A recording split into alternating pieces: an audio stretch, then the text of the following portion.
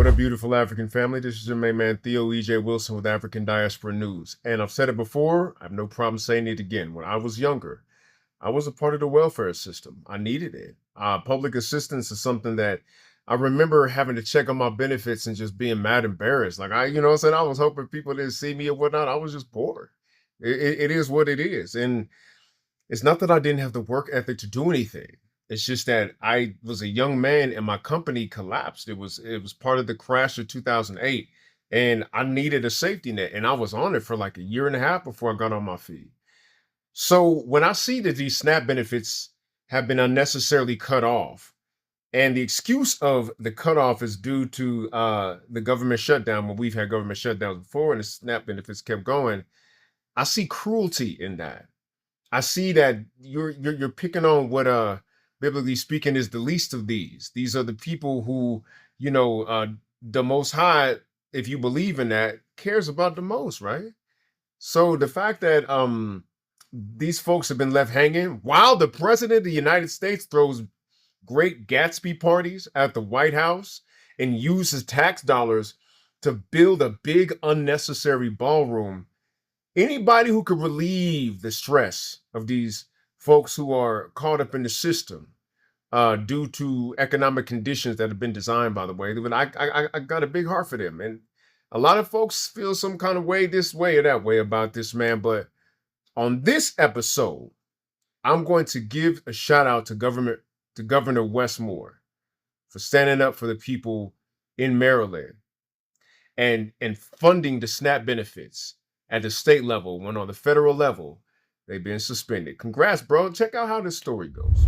680,000 people. That's how many stand to lose their SNAP food assistance. That's just here in the state of Maryland. A lot of people obviously depend on this food assistance. They can buy meat, they can buy canned goods, they can buy fresh produce. And many people depend on this to put food on their table every day. So losing this food assistance would be very, very challenging for people. We talked to folks today here in Maryland who say they're worried about losing that and providing for their families. And most of all, people are concerned that children will go hungry. What we are seeing from this federal administration is not just cruel, it's illegal.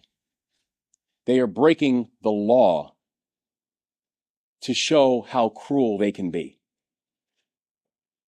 That I'm thinking about the work that they are doing and how cruelty has essentially become a governance philosophy of the Trump administration. Because the money is there. They are choosing not to allocate it. The money has been appropriated. They are choosing not to distribute it. This is heartless. This is cruel. And this is unforgivable. And I think about the why we are here, but also the basic necessities that we have to then turn around and provide, because when the federal government says that you are on your own, in the state of Maryland, we say we leave no one behind. Say what you want about bruh politics. I don't mess with him in all areas. There's a few things Governor Westmore and I disagree on, but I get down with this. So this just expanded from 10 million to 62 million. This is what the GRIO reports.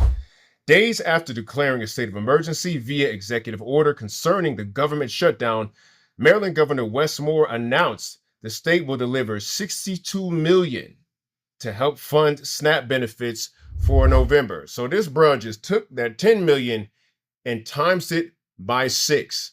It's coming from the state's emergency funds, and a lot of people's like, well, there go your taxes. But realistically, we're going to talk about taxes in a second. Here's the rest of the story. In the article, Moore continues to say, one of the first and most basic priorities of governing is to ensure that families do not go hungry, Governor Moore said.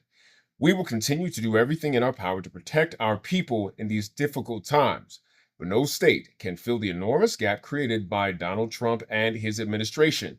It's time for the federal government to do its job and fully fund food assistance. So all in all, this article says that there's going to be $72 million from state emergency funds allocated for the SNAP benefits, so the poorest of Marylanders do not go hungry. And Wes Moore is not the only one to do this. Apparently, Governor Glenn Youngkin is also on this path of using state funds from the emergency funding to fill the gap left by this federal administration, dropping the ball on these benefits. And yes, I do put the blame squarely on them. The reason why they deserve the blame is because, as Wes Moore said, the actual funds for funding SNAP nationally are already there.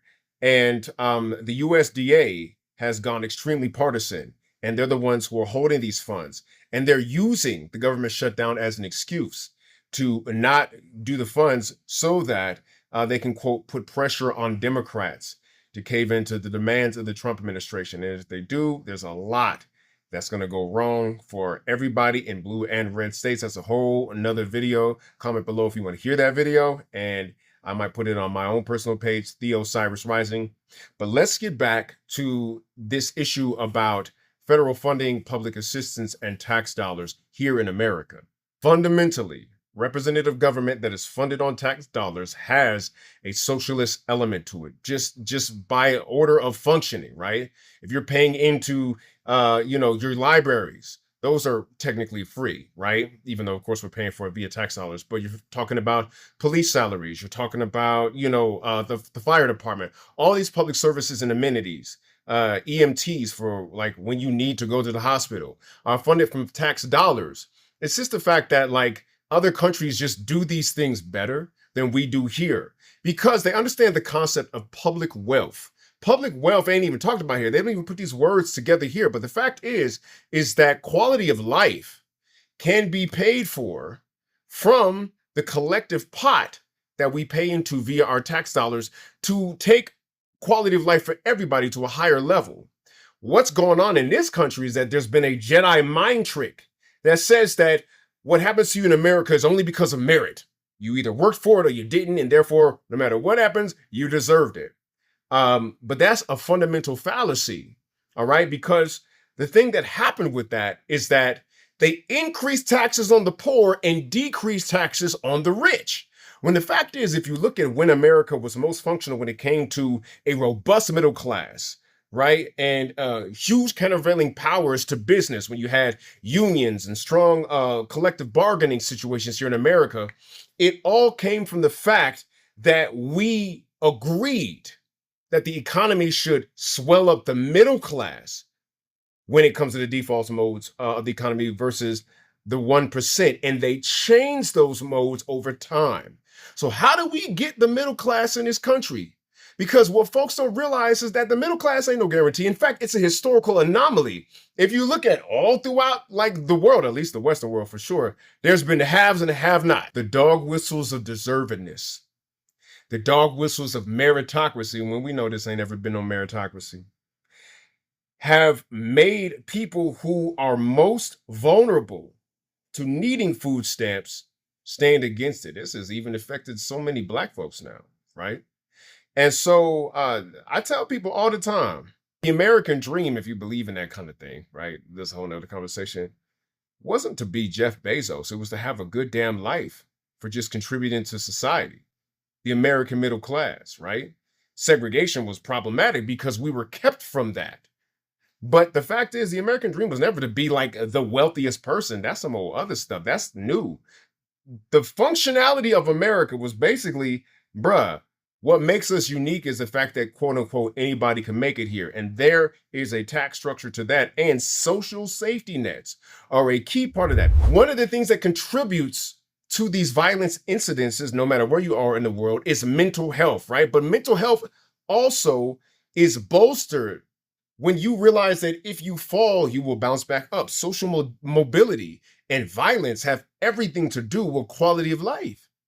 And so the fact is that America got the worst social mobility of the entire Western world. And a great deal of that is based upon the fact that we have voted away the social safety nets when in fact they were there to be trampolines to bounce you back into productive American society. Having once in my life, having had to benefit from public assistance, is always going to have a soft spot in my heart where I am very protective of those who need it. And I'm very, very aggressive against those who want to take it away. And so I got to give Wes Moore his props for standing in the gap that this administration has created. And I really, really hope that more governors take the lead on this and that we can figure out a way to get through this shutdown without too many people suffering and hopefully nobody dying of this cutoff. But that's just my thoughts on it. I'd love to hear yours. We bring you the very best of news that affects Black folks all around the world. And if you like what you're hearing, understand that they're censoring us right now. So go ahead and download the app so that you can hear us and see us no matter when and what happens with the algorithm. And if you like more of what I have to say, go ahead and follow me at my personal channel, Theo Cyrus Rising. And I'll see y'all in the next one.